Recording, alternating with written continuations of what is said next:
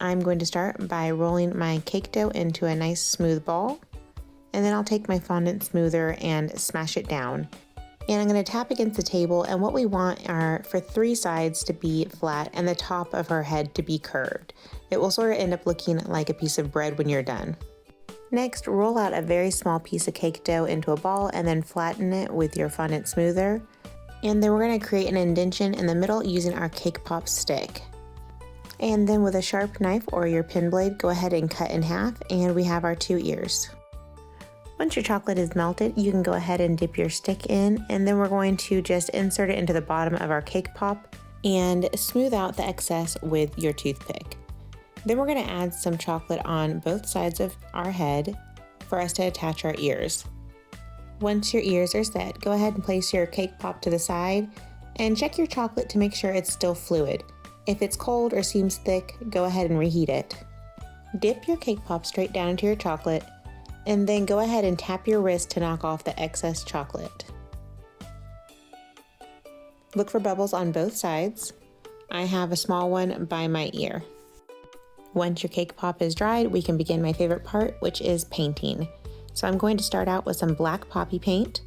I usually do 10 drops of black poppy paint and 1 drop of thinner for fine lines, but this time we're going to go ahead and do 3 drops of thinner because I am making some very light guidelines of where I want everything to go. As you can see, I keep my phone close by for the beginning when I'm marking where I want everything to go. Right now, I'm just drawing the lines of where my nose and mouth will go. And then from there, I'm trying to gauge where I want my eye to go, which is about halfway between her nose and her ear. So I'm going to mark 4 lines for the 4 sides of her eye.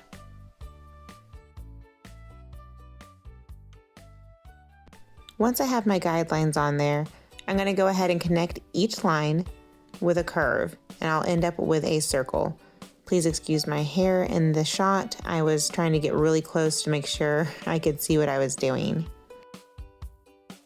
Next, I'm going to draw on her pupil, and then underneath her pupil, I'll be drawing where the blue part of her eye will be going. Don't stress if your lines look a little bit funky or your pupil isn't perfectly round. We will fix it along the way. Now by this time, your paint should have thickened up a little bit because it's evaporated. Go ahead and fill in your pupil. Give it 1 or 2 coats, it's up to you. I went ahead and did 2 coats of black poppy paint. And if you haven't noticed yet, whatever I do on the right side, I'm doing on the left side. And for me, the right side is a lot easier, so my left side usually ends up looking a little bit funky, but I always fix it in the end. For her eye color, we're doing 6 drops of blue poppy paint to 3 drops of white poppy paint. And then I'm going to go ahead and add some white poppy paint in there as well because we'll be using it for her eyes. Fill in the first section underneath her pupils, and again, don't worry if you make it too big or too small, we'll go back with more color or we can cover it up with white or black. Again, whatever I do on the right side, I'm going to do on the left, and you're going to notice they look very uneven, but that's because I put a lot of blue because I'd rather have too much blue than not enough. Now I'm going to fill in that bottom section with white, and I can touch up the blue section with my white by going over it and making it nice and smooth. Once that's done, I'm going to go ahead and go back to my pupils and make them nice, big, and round. With a very light touch, go back and start to outline your entire eye.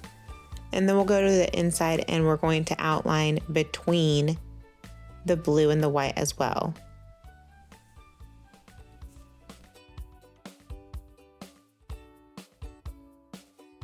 We are now moving on to our eyelashes, and I'm going to start with 1 long eyelash on the top, and then there'll be 4 smaller ones underneath, and then 2 or 3 itty bitty ones underneath that. Once I have her lashes all placed where I want them to go, I'll go ahead and go back over them and make them nice and thick. Next, I'm just adding in some small catch lights into the corner of her eye.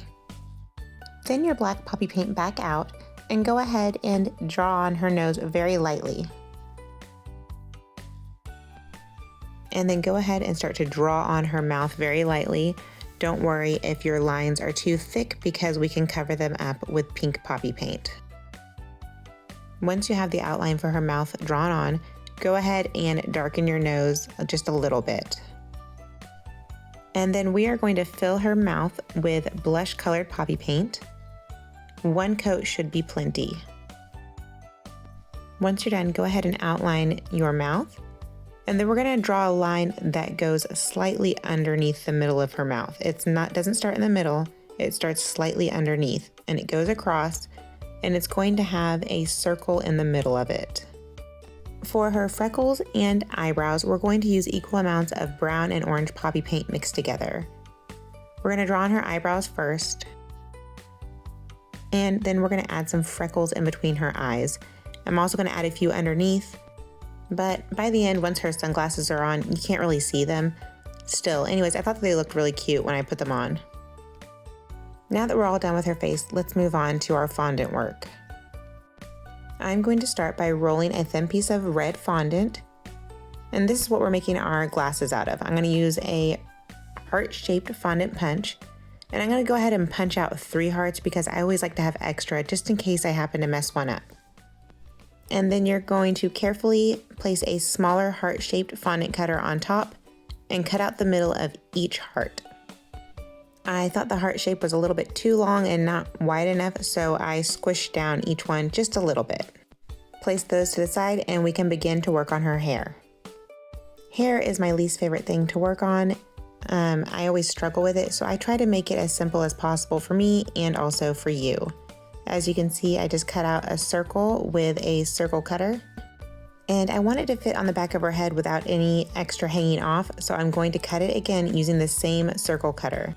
Now, this next part's probably going to seem a little bit weird, but just trust the process. I wanted her to have poofy hair, but I also didn't want to cover her entire head with a really thick piece of fondant.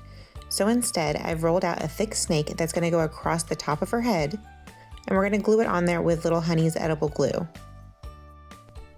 So now it looks like a headband on the top of her head. Once you have it where you want it, go ahead and start pressing down all over. Not so hard that you crack her head, but you do want to press firmly to hold it in place. Now, this is where I realized that I'm not going to be able to use the same amount of fondant that I did on my other LOL doll. So I'm going to go back and roll out a larger piece of fondant and use a larger circle cutter. I'm going to place it on top of her head and start trying to figure out where I want it to go and if it's enough fondant, and if so, how much I want to cut off. Luckily, it was large enough, and so I went ahead and cut off the excess so I don't have any fondant hanging down the back of her head. I check one more time, and once I know for sure it's going to fit where I want it to go, I add my edible glue. Apply your fondant to the front of your head first, making sure that you cover up your fondant poof. You don't want to have too much in the back and then not enough in the front. Once you have carefully molded your fondant over your poof, it's time to get rid of the excess in the back. So we're going to cut a triangle, and we're going to press down and smooth it out, and then we're going to lay the other piece of fondant across it and cut off another triangle, and then gently press down the seam. Create creases across her poof using either a fondant tool, a toothpick, or the back of a knife. Be careful not to press so hard that you cut through the fondant. Next, we need to cut a small section for where our bangs are going to go. We want them to fit in there nice and flush, so we need to cut a spot for them to go into. Make sure that the circle cutter you use is the same one that you're going to use to cut out her bangs. We're going to use a thick piece of fondant for our bangs, and I'm going to cut them not quite in half, but almost. And I'm going to test them on my cake pop to see how I like them. I like the width of the bangs, but it does need to be shorter, so I'm going to use the circle cutter to shorten it from the top and not the bottom. Once my bangs fit on there nicely, I'm going to go ahead and smooth out the sides, and then we'll begin to add some creases. I'm using the same circle cutter to create creases in her bangs. It just looks more realistic than doing straight lines up and down. And I'll just add a couple straight lines in the middle. And then I'm going to use my pen blade to cut out a small section on the right side of her bangs. Flip your bangs over and apply some edible glue to the back. Gently place your bangs on your head and press them into place. Roll out a long strip of fondant and take a fondant strip cutter and gently press on top, creating creases. And then using a fondant tool or a toothpick, go ahead and create a few more random creases. Use your scissors to cut your fondant in half, and then cut out one strip from each side of it. Fold each strip in half like a loop. And then place something in your loop to keep it from losing its shape, a straw, pencil. I used a fondant tool. And we're going to press down the end of our loop and cut off the excess. You should be left with half of a bow. Go ahead and do the same thing with your other strip of fondant. With some of our leftover fondant, we're going to go ahead and create the middle of the bow. Choose a piece of your fondant that has a few smaller creases. Check your loops on the top of your head to make sure that they're not too big and not too small. And then once you're ready, you can go ahead and add some edible glue onto the bottom of each loop. There should be a slight ledge behind your poof, and that's the area that we're going to aim for sticking our loops. We want them sort of peeking out from behind our poof. Don't worry if they fall down a little bit. We're going to go ahead and add some glue underneath the middle of it anyways, so that we can wrap around our middle piece of fondant. Lay your fondant strip over the middle of your loops and lay it down the back side of your hair. Press gently and then cut off the excess. Fold a paper towel a few times and place it underneath her bow. That way it will dry upright. Now it's time to turn our glasses into sunglasses, and this one really stumped me, guys. I thought about using Isomalt and all different things, and then I finally just decided that I wanted to watercolor on top of her eyes. But how do you watercolor on top of poppy paint without smearing everything? And then it hit me, super shine.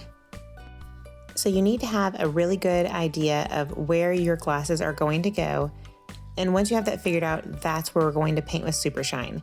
Now, if you paint Super Shine on top of poppy paint, it will rehydrate it, and if you touch it while it's still wet, it will smear. The thing to do is to work fast and only do one time over. So wherever you're painting, you only go over it once and not twice. If you go over it twice, you will smear your paint. Now, Super Shine does take longer to dry than regular poppy paint. I always say give it at least 3 minutes before painting over it again. I mean, better safe than sorry. You don't want to mess up these gorgeous eyes that you painted. So while it's drying, I'm going to go ahead and paint Super Shine on my glasses and check on my laundry or whatever to give me a few minutes to make sure that my eyes are nice and dry when I come back. Now that it has been several minutes, I can go ahead and watercolor on top of my eyes. So I'm just going to start out with a couple drops of poppy paint, and then I'm going to add a lot of thinner. I started out with only 4 or 5 drops of thinner, and I tested it out and it was still too dark. So I went ahead and added even more thinner to it. We're not trying to black out her eyes, we just want them to look shaded. And so you can see in the corner of my screen that I am testing this out on another cake pop to see if I like the way it looks. Once I've decided that I like the color, I'm gonna go ahead and begin to paint over her eyes. I'm going over everywhere where this Super Shine was. And again, if you go back and forth too much with this watercolor, you're going to eventually go through your Super Shine and into your paint and smear it. Every time you add on to poppy paint with more poppy paint, thinner, Super Shine, whatever, you're rehydrating the paint that's underneath. So you really have to be careful. The trick is to work in layers. Make sure to do one thin layer, let it dry, and then go back and add a second. So once I'm done watercoloring, I'm gonna go ahead and check my glasses and see how they look. And if I like it, I'll go ahead and glue them on. I'm using very small dots of glue around the sides of my hearts, and I'm gently going to press them onto her head. Once they're placed where I want them to go, I'm gonna look through and see if I can see any spots that I missed. And I'm gently going to touch them up with my small paintbrush. Be careful not to get the inside of your sunglasses.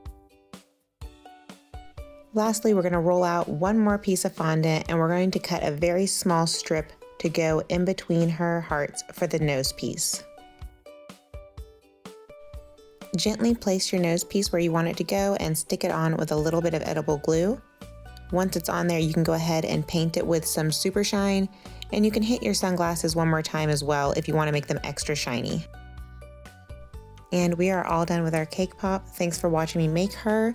If you guys decide to make your own, please tag me. I'd love to see.